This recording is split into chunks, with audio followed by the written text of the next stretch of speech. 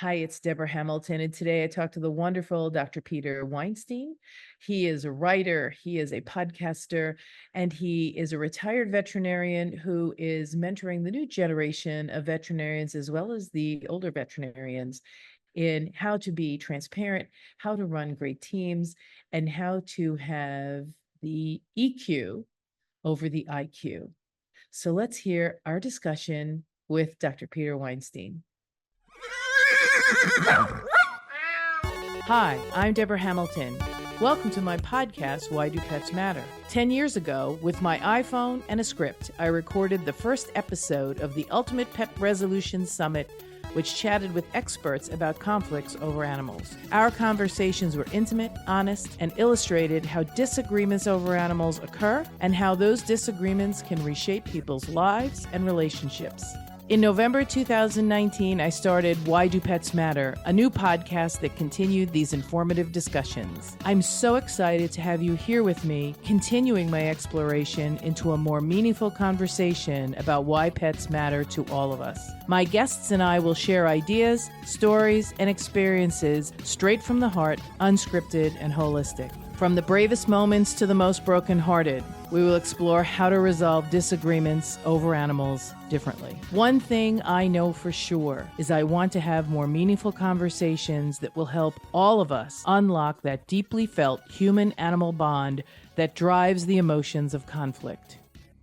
Hi, everyone. It's Deborah Hamilton, and I'm here with my good friend, Dr. Peter Weinstein, who is a retired veterinarian, but that doesn't mean he's retired at all. He actually has taken on the mantle of helping younger veterinarians experience their practice of veterinary medicine in a better way. So, Peter, thank you for coming to Why Do Pets Matter? Thank you, Deborah. It's always a pleasure to hang with you and throw as much stuff at the wall as we can and see what sticks. We'll have no shortage of things to talk about today. And you know, people call me a retired veterinarian. I live vicariously through over 110,000 veterinarians in the United States, and especially one who's my daughter, who's a veterinarian, who is in Australia and the United States. But yeah, I think I like to say the last third of my life is going to be focused on making the veterinary profession better for everybody that's in it and everybody that will be in it in the future. And I think that's why we have such a great synergy, because that's what I'm trying to do in the conflict world, with helping veterinarians learn that skill, which they can get good at. It's just not something that may come naturally or intuitively to them. So that's why we're going to be here today. But before I start, I always ask everyone, why do pets matter to you? Why do pets matter to me? For a number of reasons. Personally, I have my dog Bruce, who's downstairs sitting next to my wife while she's doing something. And he's an integral part of the family. My kids are out of the house, so Bruce is my four-legged child. He has his own Instagram account. And I have found in life, as well as in practice, that in many ways, pets provide the unconditional support and love that we need, and they listen more than they talk. And, you know, there are a lot of us out there who are introverts that use our pets to help get us through the day. Routinely, Bruce would be sitting in my lap during this conversation, but he's got better offers. I think pets are important to us. I think that they help us physically. I think they help us mentally. I think they help us emotionally.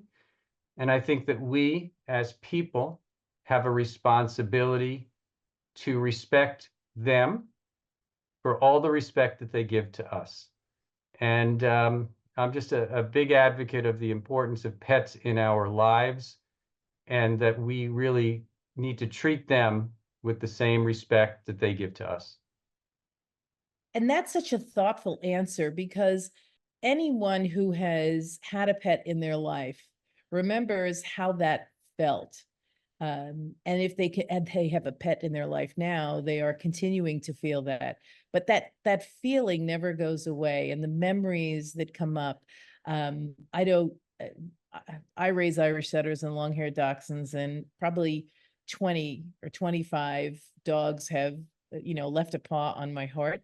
Whether I kept them or I co-owned them with someone else, those dogs really exist in my life. I said to someone yesterday, and you'll appreciate this.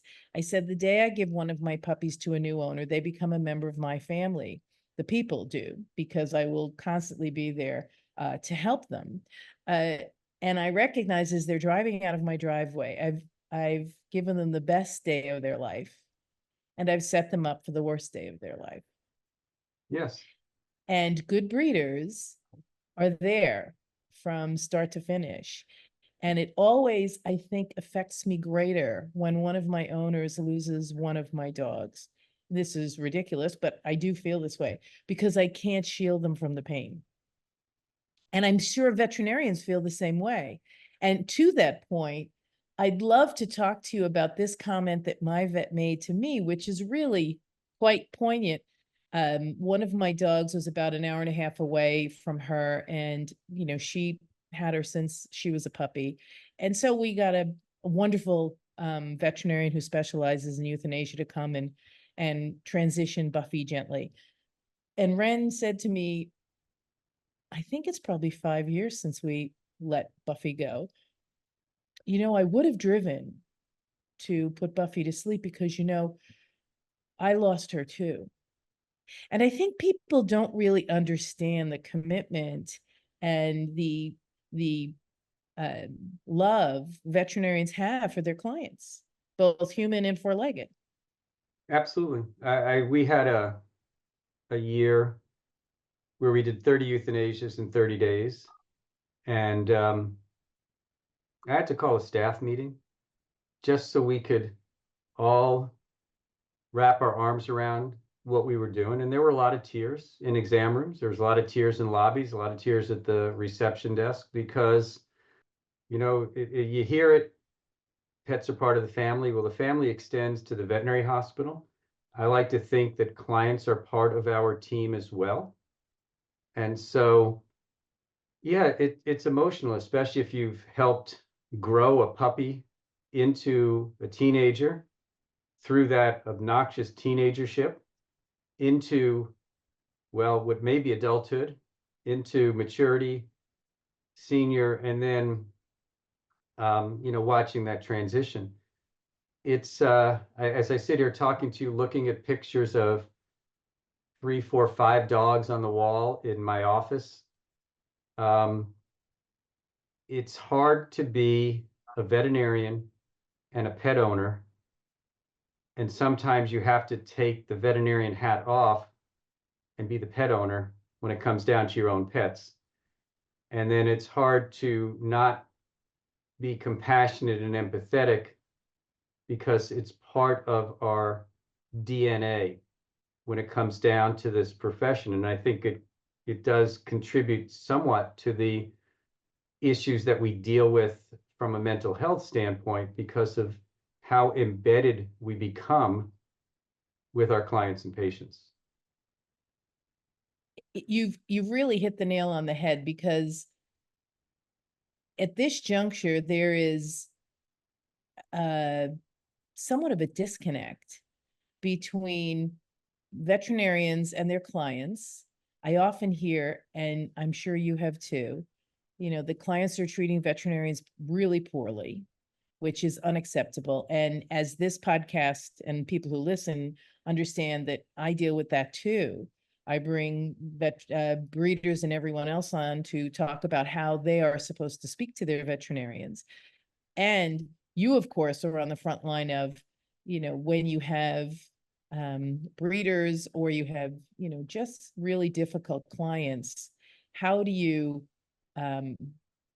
diffuse? I just actually had a program at AVMA on diffusing, and it was interesting that the veterinarians wanted to just know how to fire the client. Yeah, it's the easy way out. It's not just veterinary clients that are difficult right now. It's consumers in general. Yep. I've seen it at the airport. I've seen it on the freeway. You see it in the grocery store. I think we have such an environment in this country right now of discomfort and disconnect and polarization and entitlement, and I can go on, that it has created a high level of confrontation in people who maybe aren't good at confrontation. And I think we are very reactionary. So it's not just veterinary medicine. And so I have to, when I talk to veterinary hospitals, veterinarians, managers, et cetera, I have to remind them that they are consumers too. And when they go out and have a bad experience, how do they act? And recognize that in veterinary medicine especially, the client experience is very scary. It's very emotional. It's financially uncomfortable. And people don't always have a good filtering system. So are clients always wrong? No. Are they always right? No. Are veterinarians always right? No. Is veterinary staff always right? No. Are there happy options to bring people together when there is a disconnect? Yes. Firing isn't always the best option, but it may have to be one if there is no way to bring things to a conclusion. I think sometimes because we as veterinarians try to be everything to everybody, we set ourselves up to fail. And I think we're not fully transparent to clients when it comes down to what to expect. And so that lack of transparency sets up a conflict potentially. And I don't think it's a concerted effort to not be transparent. I think most people who are engaged in the veterinary profession have a primary focus of the four-legged, two-winged, slithering animal ahead of the two-legged, vertically one bringing the pet in. And sometimes it's the client who doesn't understand what we're trying to do, and we don't understand the client. I really do think there's a lot of opportunity for what you're doing and others in terms of educating about EQ at the expense of IQ. And I think we have a very high IQ profession in a very EQ world. And that is so on point as well. God, Peter, you're doing great, because the EQ is what is coming through the door. You're having probably, people with high IQs becoming veterinarians, and their ability to have the empathy they're going to need may just not be in their DNA. And it's not, it's not a fault. It's simply, if you are so focused on perfection, that you don't want to talk about what could go wrong, right? So you're not transparent because you're not going to talk about it. I actually had a conversation with my vet when she was telling someone that, it'll be 2 weeks in a crate after cruciate surgery, and that'll be that. And when the client left, I said to my vet, it's longer than that. I said, it's probably 8 weeks, leash walking. And after the anesthesia wears off, the 2 weeks in a crate is a nightmare, especially if the dog's never been in a crate. I said, so you need to really be more peanut butter and jelly. You need to tell them the good with the bad, the sweet with the not so sweet. And I know that's probably how you see it as well, that there's this desire to make everything, as you said, go okay when there is a risk, and we have to talk about the risk, and nobody ever wants to talk about the risk. True. I mean, it is interesting because, you write up medical records, and one of the things that we do is we make a list of rule outs. And one of the things that we sometimes do is note a prognosis. Part of the prognosis is kind of the aftercare, as you were talking about with the cruciate. But part of the prognosis is to be quite candid that says, this case may not have a good outcome. There's a 50% chance that it'll work, and there's a 50% chance that it won't work. And sometimes you have to use numbers because that's what people can relate to, because the terms good and bad differ in their assessment depending upon who the person is. Right. So I think part of our role as healthcare providers, and it came out in a book that I read called Compassionomics, that really talks about how compassion actually can make your job easier. And showing compassion allows you to do so. And that sometimes means being in your face about the risks. And more than anything else, listening to your clients' discomforts, not interrupting them, hearing what they have to say, and then actively listening back so that they understand that you understand. I think many doctors listen but don't hear. And I think many doctors are just waiting for an opportunity to interrupt so that they can get to, well, this is what we need to do. I would suggest that the greatest part of the art of veterinary medicine is the history and learning and listening, and then presenting the prognosis and treatment plan and learning and listening so that you can understand where things are from the client's standpoint. See, I don't own a veterinary hospital any longer. I am a consumer of veterinary services, as are you. So I'm also a critic. And I think we could do better. And I think it starts before you get into veterinary school. I think it needs to be continued through the education process once you're in veterinary school, and it needs to be part of the ongoing education of our young doctors to help them ultimately become better doctors and help set the direction of veterinary medicine. Because veterinary medicine, for all who are listening, and especially if any veterinarians are listening, veterinary medicine is not a healthcare provider. We are a service industry that provides healthcare. And the sooner we focus on becoming better at the service side, the more we will have the opportunity to provide the healthcare side.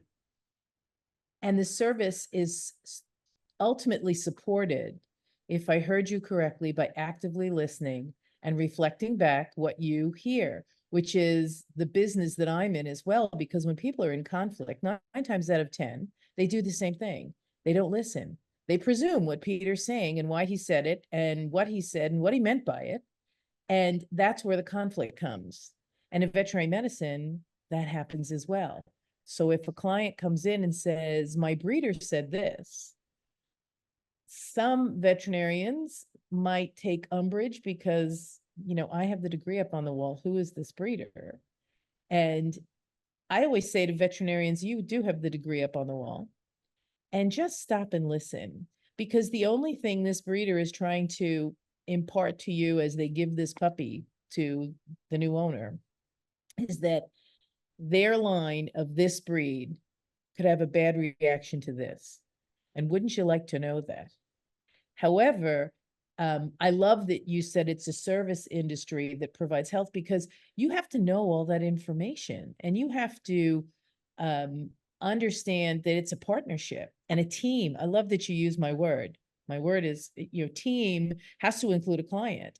Or if you keep the team within the 4 walls, then it's us against them. And I know you and I have talked about this, that the us against them mentality just will burn you out in veterinary medicine in a hot minute. Absolutely. You're talking about breeders. When you were earlier speaking about your Irish setters and long-haired dachshunds, the first thing that came to mind is, what would a long-haired dachshund crossed with an Irish setter look like?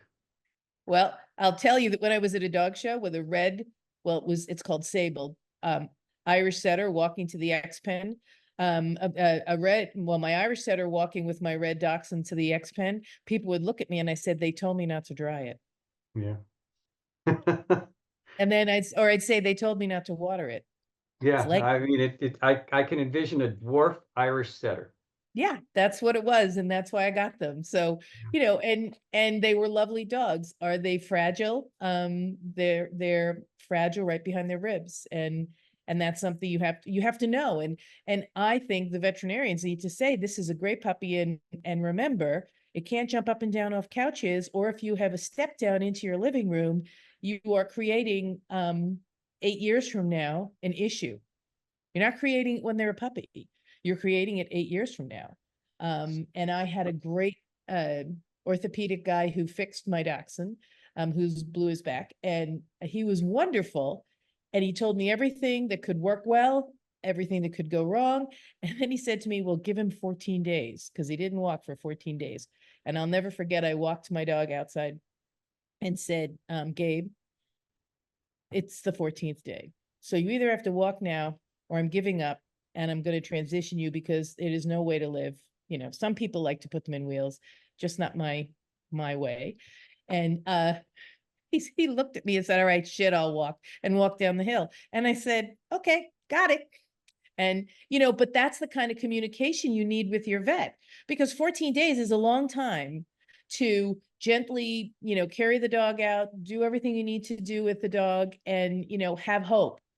And then at 14 days, have that next conversation. And I know that's that active listening that the client has to do, but also the active listening that the surgeon or the veterinarian has to do to create that trust and that relationship and that culture.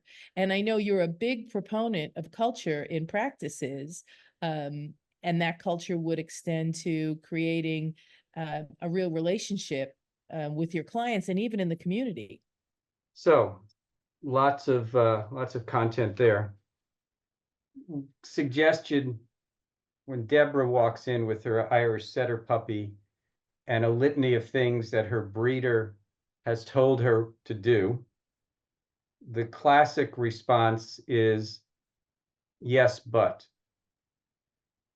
The optimal response is yes, and. You've So read the book. yeah, so it's love what your breeder has to say. And let's focus on some of those things as well as others that will Right. give you your pet the best chances of a long, comfortable, pain-free, happy life and you having less issues. So that's the yes and. But all of this starts at the top. It starts with leadership. And without throwing too many of my colleagues under the bus, leadership is not necessarily something that we choose when we choose the next class of veterinarians. Leadership is not necessarily something we teach to the next class of veterinarians. And leadership is not something that every small business owner has that is running a veterinary hospital. And so many of the issues that you are addressing and have addressed are the result of people who are owning a business, owning a job, but not really focusing on building a business with a vision, with mission, with values, and with a culture that supports the best interests of all members of the team, both those that are on the payroll and those who make the payroll possible by paying for veterinary care. So I can't emphasize enough that for young doctors, identifying the culture within the practice and being able to wrap your arms around it starts at the top, but it should be integrated throughout everybody within the practice. And I would suggest in many cases, clients need to identify and get a feeling for the culture of the practice that they are going to, because not every practice will meet your needs.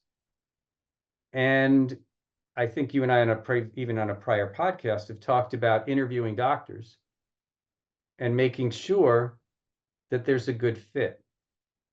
And so the culture, it's really a nebulous term with a tangible feel, because it's really defined by everybody within that practice. And it starts at the top. And I really do think leadership is one of the, not necessarily the strengths of the veterinary profession. It isn't really taught in school, and it comes from your ability to recognize your magnificence, as I always say. If you're good at this, great. If you're not good at this, then you need to work at it. In my practice, learning how to mediate was a slog because I was a litigator, and litigators tell you what to do and go in and fight for you. Mediators help you choose your next best step on your own terms. And that's hard to do because it's something that you just want to get to cut to the chase. So no active listening, no, back and forth, no dialogue, just let's cut to the chase. Leaders, I think it was, I won't remember who said it now, but someone said leaders talk less and listen more. Correct. Leaders are listeners. Leaders are readers. Leaders ask great questions and shut up. And there's a number of people who've said leaders are listeners, and from that standpoint. The interesting thing is that you and I are probably both in and around the baby boomer generation. Yep. And the Gen Ys and Gen Zs have a much different approach to everything we've talked about for the last 25 or 28 minutes. And I think it's extremely important that we message the Gen X, the baby boomers, how to learn, how to communicate to the next generation, and concurrently have the Ys and Zs also understand how to communicate with their parents from that standpoint. We are dealing with 5 generations, because there's some silent generation veterinarians that are out there dealing with silent generation clients. I think that was the generation right before baby boomers. Anyhow, Yes. correct me if I'm wrong. Yeah, But those are the ones before the World War IIs who came right. home and just became quiet. Yeah. But we are dealing with a tumultuous matrix of 5 generations of veterinarians providing care for 5 generations of pet owners, with, in some cases, at least 4, sometimes 5 generations of staff, all who have different needs, beliefs, and understanding of what leadership looks like. So if you wonder why we are somewhat uncomfortable right now, think about that matrix. It's so true that finding that veterinarian who you click with is difficult. And it may be someone who's younger than you. It may be somebody who's older than you. And you have to keep looking. And as veterinarians, if you're in one bucket or another, choosing to be curious about how to, not being wedded to one way or the other, recognizing, when I teach my classes, I say it's not that you're wrong, you just have to recognize that you're different and that they're different, and be curious. If you're curious, you'll be able to find out what it is that's going to float their boat or float your boat, or your boats are both going to sink and you're going to move on. There is that curiosity that you can bring to the discussion that enables you to serve yourself first, because if you're not serving yourself first, then you're going to burn out, but also serving your clients as well. And getting back to what you were talking about before, being transparent. I sort of don't love the word boundaries. However, everybody has to have boundaries because you can't, work yourself to death. Yet boundaries are transparent when we want to make sure nobody bothers us, but they aren't necessarily transparent up front. They're not wrong. You're not right, but there's a happy medium. Oh, wait, that's your job. Sorry if I'm stepping on your toes. I don't want to be a mediator, moderator, or anything like that. But what you just have to recognize is that polarization doesn't solve problems, collaboration does. It really does. And, if we looked at our pets, if you have more than one in your family, they are a great example of collaboration, because they have their moments, they get along, everybody wants the same toy, they sort of maybe have a scuffle, or they're out running and they get so full of joy, they sort of chew on each other, and then, everything gets a little kerfluffled, and then it doesn't get kerfluffled. And yet they live their lives in a way that I think is a mutual respect. And I think if you can get to that mutual respect, because you're not living in their skin. I'm not living in Peter Weinstein's skin, so I don't really know what happened to him an hour ago, a day ago, a month ago, that is creating where he finds himself today. And he doesn't know what happened to Deborah Hamilton an hour ago, a day ago, a week ago, that's in my skin. And I think for the most part, people try to do their best. And I always give them the benefit of the doubt that they're doing their best that day, given what's happened to them that day. And if we can approach this discussion with our veterinarians, with our clients, with our staff members, taking a breath before we actually just emote from our amygdala instead of Well, our prefrontal cortex.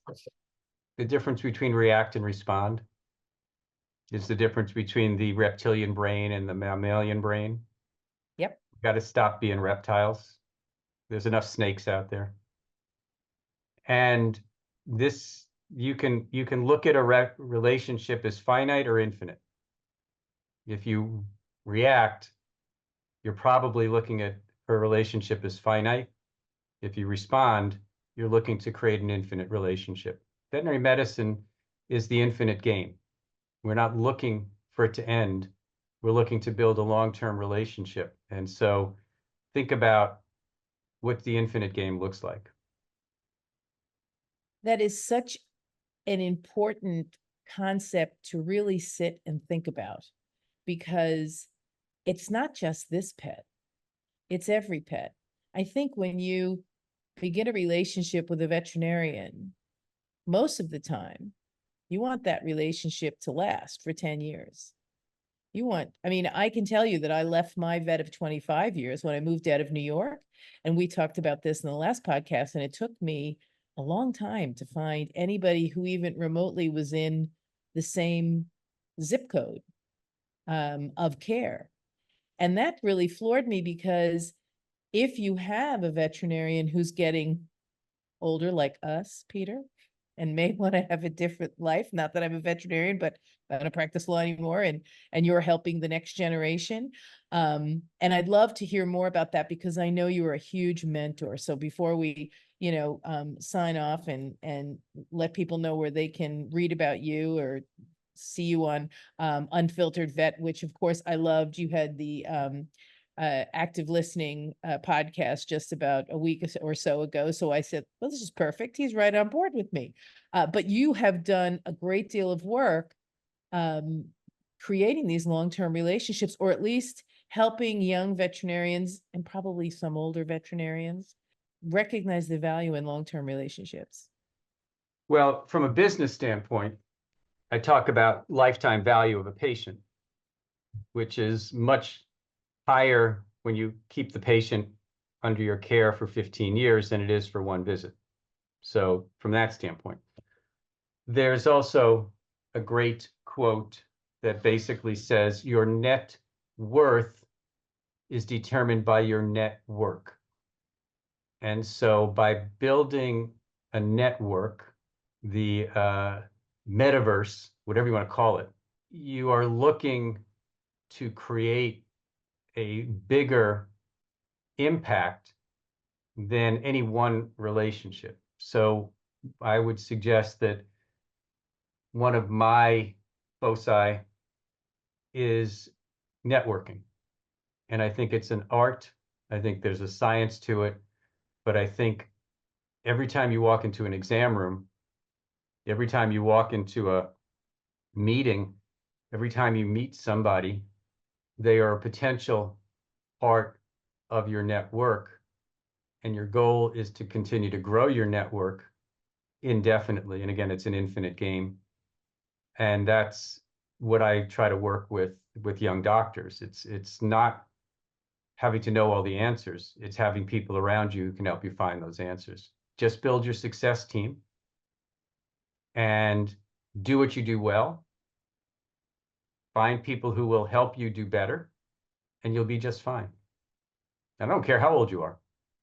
Absolutely. And it's the networking with the view toward helping you learn new skills while also possibly helping others learn new skills, because a network should be a two-way street. You should help others as much as they're helping you. I speak to a number of the mentor groups in veterinary medicine now, and I go, it's just as important to be a sponge as a mentor as it is to be a sponge as a mentee. Well, by definition, mentoring is two-way. The By problem is, definition. by definition, it is two-way, but that's not what we do. And you and I both probably do learn more from our mentees than we always feel that we give to our mentees, because you're like, holy crap, that is really brilliant. Yep. And, Well, and I just always feel like it's such a wonderful experience when I go, holy crap, that's brilliant. I'm such a good mentor because my mentee is so smart. absolutely. Take 100% credit for somebody else's work. I like that. Yeah, well, not ever and never, but I love when, I gain something insight into something differently, and I'm sure you do too. That you're like, wow, I've looked at that way for so long, and I'm going to take a step back and think about that. Absolutely. It's Yeah. taking a look at things through other people's lenses that Life sometimes adds some clarity experiences. to a very murky world. Yep, life experiences dictate how we see almost anything. So this has been a wonderful life experience for me. I always love talking to you, Peter. How can people get to watch more about you? I know that there's the podcast with Kelly Beltsell, Unfiltered Vet, which I highly recommend. I am a constant watcher. I have another podcast as well called at www.peterandphil.com, which is on both veterinary and social issues. It started 4 years ago, and we've been talking about it. Dr. Philip Nelson and myself, he's the former dean at Western. Best place to find me is on LinkedIn. Just find my name on there, because that's where I post most of the stuff that's on the business side of things. Everything else is kind of fun and games, but LinkedIn is probably the best way to. I'm at a stage that really I'm more of a lurker and a learner than I am looking for anything. So if you want to find out what I'm up to, LinkedIn is probably the best place. Awesome. Thank you, Peter. And it's always a pleasure to speak with someone who is so dedicated to the profession that he was such a huge part of and continues to be a huge part of as a mentor, as a thought leader. So I'm so grateful you were on Why Do Pets Matter? Everyone, until next time, this is Deborah Hamilton and Dr. Peter Weinstein. Please don't forget to listen to him, to read about his articles, find him on LinkedIn. And until next time, give a kiss to your pets. Take care. The Why Do Pets Matter podcast drops every Thursday and can be found on whichever platform you find your podcast. Subscribe now, invite your friends, and I cannot wait to have you join me in these conversations.